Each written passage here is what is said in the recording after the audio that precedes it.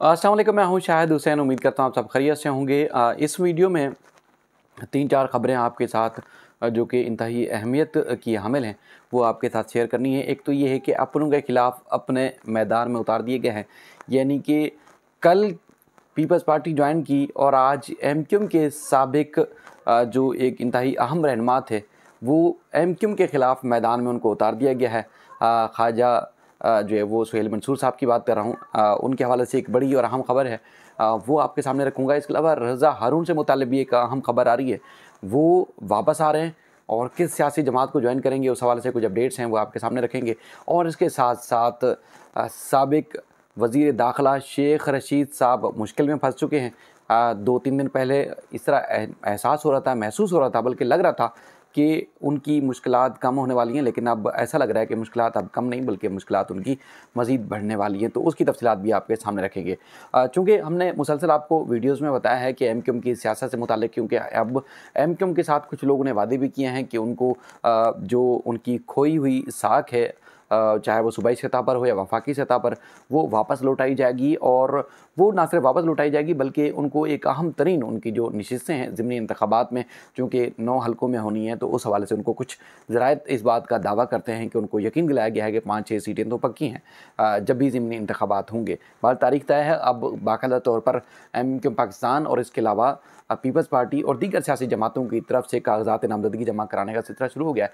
क्योंकि आज के रोज़ जो हम वीडियो रिकॉर्ड करें, सबसे इंटरेस्टिंग और ज़्यादा जो अहम तरीन मोड़ था, मरहला था, शायद एमक्यूएम पाकिस्तान के भी लोगों को यकीन ना आ रहा हो कि एमक्यूएम के जो कि एक तवील तरीन मुद्दत तक उनके साथ रहने वाले, एमक्यूएम के नाम के साथ रहने वाले ख्वाजा सुहेल मंसूर उनको एकदम छोड़ जाएंगे। और न सिर्फ छोड़ जाएंगे बल्कि उनके मद्दे मुकाबल भी आके खड़े हो जाएंगे। जी हाँ, उनके लिए ख़ास तौर पर उनकी जानिब से कागजात नामजदगी जमा कराए गए हैं। कागजात नामजदगी जमा करवाने के दौरान जो है उन्होंने इंतहाई अहम स्टेटमेंट्स दी हैं। मैं चाहता हूँ कि वो आपको बताऊँ और आप भी हैरान होंगे। न सिर्फ उन्होंने मुबैना तौर पर, क्योंकि जो लबो-लहजा था, जो नज़र आ रहा था, वो ना सिर्फ उन्होंने एमक्यूएम पाकिस्तान के लोगों को बल्कि बानी के ख़िलाफ़ भी कुछ कलामात अदा किए हैं। और वो ऐसे हैं कि हैरानकुन है, क्योंकि उनको लग रहा है कि उनका पीपल्स पार्टी में मुस्तकबिल काफ़ी, सियासी मुस्तकबिल जो है काफ़ी मजबूत है। तो लिहाजा अब उन्होंने जो आगाज़ किया है पहले रोज़ ही, वो एमक्यूएम के ख़िलाफ़ बयान देने से किया है। ख्वाजा सुहेल मंसूर ने शुक्रिया अदा किया बिलावल भुट्टो का और इसके अलावा आसिफ अली जरदारी साहब का। और उन्होंने शुक्रिया इस बात पे अदा किया कि उनको एन 256 में इंतखाबात लड़ने का जो है मौका दिया गया है। ख्वाजा सुहेल मंसूर साहब कहते हैं कि इसी हलके से वो पहले पढ़े हैं, यानी कि इस हलके में वो पहले रहे हैं। और उनका ये कहना है कि 36 साल एमक्यूएम पाकिस्तान का वो हिस्सा रहे और मैं अब जो है आपसे, उनका कहना है कि माफ़ी मांगता हूं और अपने गुनाह का एतराफ़ करता हूं। सुहेल मंसूर ने कहा कि इस इलाके को जन्नत के बजाय हमने दोज़ख में तब्दील किया। हाई राइज बिल्डिंगें जो है वो बना दी गई, किसी ने एतराज़ नहीं किया। लूट मार करके इस इलाके को जो है बेच दिया गया। 44 करोड़ से ज़ायद का काम जो है हो चुका है। लोगों को दीगर लोग जो है उनको आजमा लिया गया है और अब हमें मौका दें, यानी कि पीपल्स पार्टी को मौका दिया जाए। कराची में जो कह रहे थे कि हमें इख्तियारात नहीं मिले, यानी कि पुराने आपने दौर में देखा होगा, वसीम अख्तर साहब मुसलसल जो है वो इस बात का रोना रोते रहे कि उनके पास इख्तियारात ही नहीं है, यानी कि नाले साफ़ करने के इख्तियारात तक उनका कहना होता था कि नहीं है। तो फिर वो जो है आज ख्वाजा सुहेल मंसूर भी उनको जो है वो ख़ास तौर पर तनकीद का निशाना बना रहे हैं कि जो लोग हैं वो कहते रहे कि उनके पास तो इख्तियारात ही नहीं है। तो उन्होंने कहा कि हम भी कराची के बेटे हैं और हम जो है इस इलाके को इसकी जो है डेवलपमेंट करेंगे और हम ख़ास तौर पर डिलीवर करेंगे। आवाम ने सबको आजमा लिया, अब पीपल्स पार्टी को वोट देकर आजमा लें। और अब उन्होंने कहा कि एमक्यूएम जो है वो किंग्स पार्टी बन गई है, यानी कि अब एमक्यूएम वो पुरानी वाली जो एक लोअर मिडिल क्लास, एक आम आदमी की जमात थी, अब वो किंग पार्टी बन चुकी है। और हालांकि आपको याद होगा माजी में बहुत सारे लोग जो एमक्यूएम को या एमक्यूएम के सियासी हलकों को बड़े करीब से जानते हैं, वो एमक्यूएम का एटीएम भी समझते हैं ख्वाजा सुहेल मंसूर को मुबैना तौर पर। इनके ऊपर इसी तरह के टेरर फंडिंग और इस तरह के ऊपर इनके ऊपर इल्ज़ामात भी हैं जिनका ये सामना भी कर रहे हैं कराची की। और बल्कि FIA ने इनके खिलाफ तहकीकात का आगाज़ किया था और इनके खिलाफ केसेस भी ज़ेर समाअत हैं। कहते हैं कि जो अपने शोधा कहते थे, अपने हसीर कारकुनान थे, और अब जो है वो सारे के सारे जो है अब जो है इस पार्टी में ख़ास तौर पर किंग आ जाएंगे।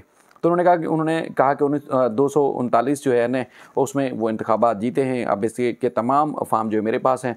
अब उनका कहना है कि इस वक्त रूहानी बाप की जो है वो हवा थी और उन्होंने कहा कि हम महाजर पाकिस्तानी हैं, हम पाकिस्तान आकर हमने जो अपनी शनाख्त को तब्दील कर दिया और पाकिस्तान आने के बाद हमने उसके बाद फिर ये है कि इसके टुकड़े टुकड़े भी कर दिए।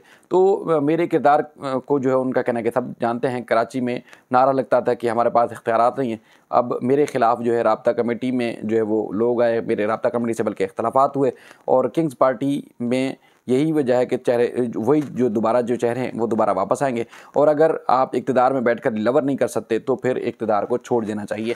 बहरहाल 36 साल एमक्यूएम के साथ रहने वाले ख्वाजा सुहेल मंसूर ने गुज़श्ता दिनों खैरबाद कहा था एमक्यूएम को और उसके बाद फिर एमक्यूएम के मद्दे मुकाबला आ गए हैं। अच्छा, अब कुछ इतलात हैं कि जिस तरह मैंने आपको बताया ना कि ये तासुर अवाम हो गया था कि एमक्यूएम अब किंग्स की पार्टी हो गई, यानी कि अल्ताफ़ हुसैन साहब एक लोअर मिडिल क्लास बल्कि एक ट्यूशन पढ़ाने वाले, कोचिंग पढ़ाने वाले टीचर को भी एमएनए का या एमपी का टिकट देते थे तो वो जीत जाता था। लेकिन अब ये तासुर एमक्यूएम के अंदर रह के ख़त्म हो गया कि किसी एक आम आदमी को जो है वो टिकट मिलेगा और वो इंतखाबात में हिस्सा लेगा, ना सिर्फ हिस्सा लेगा बल्कि वो वोट भी जीत जाएगा, इलेक्शन जीत भी जाएगा। लेकिन अब की सूरत हाल तब्दील हो चुकी है। अब देखते हैं आगे जाके क्या होता है। लेकिन एमक्यूएम पाकिस्तान की जानिब से भी बड़े बड़े नामों को उतारा जा रहा है ज़िमनी इंतखाबात में और आगे जाके क्या होगा, यानी कि मज़ीद अगर जो इंतखाबात होते हैं वो आने वाला वक्त बताएगा। लेकिन एक और जो सूरत हाल है वो ये है कि ख्वाजा सुहेल मंसूर तो वापस आए और रज़ा हारून जो कि एमक्यूएम पाकिस्तान के बल्कि जब बानी एमक्यूएम की मुत्तहिदा थी एमक्यूएम थी तो उस वक्त ये भी बड़े एक मायानाज समझे जाते थे और उसके बाद इनके पास कुछ वजारतें भी रही हैं और इसी तरह बड़े ओहदों पर रहे हैं एमक्यूएम में। और उसके बाद फिर अब इन्होंने पाकिस्तान वापसी का जो फ़ैसला है बताया गया है कि वो कर लिया है और अगले चंद हफ्तों में वो पाकिस्तान ना सिर्फ वापस आएंगे बल्कि इनके सियासी मुख्तलिफ जमातों के साथ रब्ते भी रहें और ना सिर्फ रब्ते रहें, अब वापस आने के बाद कुछ राय कहते हैं कि वो किस जमात में जाएंगे, किस जमात को ज्वाइन करेंगे वो आने वाला वक्त बताएगा क्योंकि वो यहाँ आके डिस्क्लोज़ करेंगे। लेकिन कुछ राय इस बात की तस्दीक करें कि मुस्लिम लीग नून से इनके रब्ते पक्के हो चुके हैं, इनके वादे जो थे वादे वहीद हो चुके हैं और ये आएंगे तो आके नून लीग को ज्वाइन करेंगे। लेकिन आएंगे तो हतमी तौर पर जो फैसला है वो आके करेंगे, ज़्यादा इम्कान नून लीग ज्वाइन करने के। इसके अलावा कुछ और भी इनके फैसले हैं, यानी कि जिधर चला दिया जाएगा मुमकिन है उस तरफ चल पड़ें। लेकिन ये इन्होंने अब बाकायदा तौर पर वापस आने का फ़ैसला कर लिया। बाबर गौरी साहब का हमने आपको बता दिया था कि बाबर गौरी साहब जो है बाकायदा तौर पर वापस लौट चुके हैं। अब कब आएंगे फ़िलवक्त उनका नहीं पता।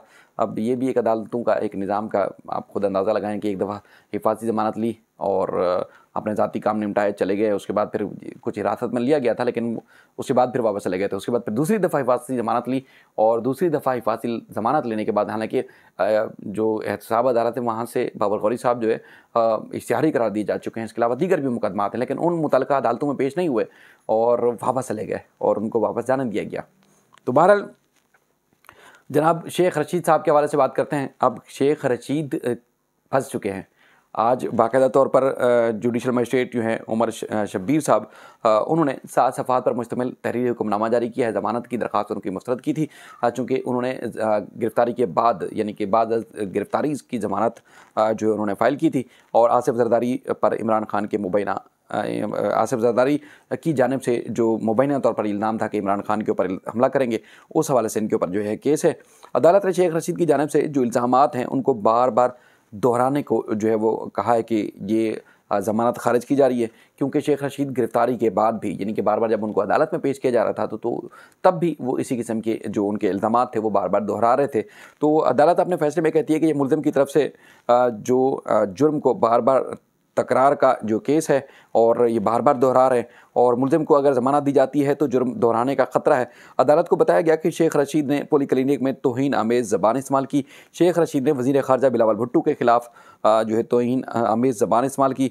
अदालत कहती है कि शेख रशीद ने वज़ीर दाखिला के ख़िलाफ़ गालम गलोच पर मबनी ज़बान इस्तेमाल की है। शेख रशीद का बयान सोशल मीडिया इलेक्ट्रॉनिक मीडिया पर जो है बहुत ज़्यादा वायरल हुआ और बहुत ज़्यादा देखा गया।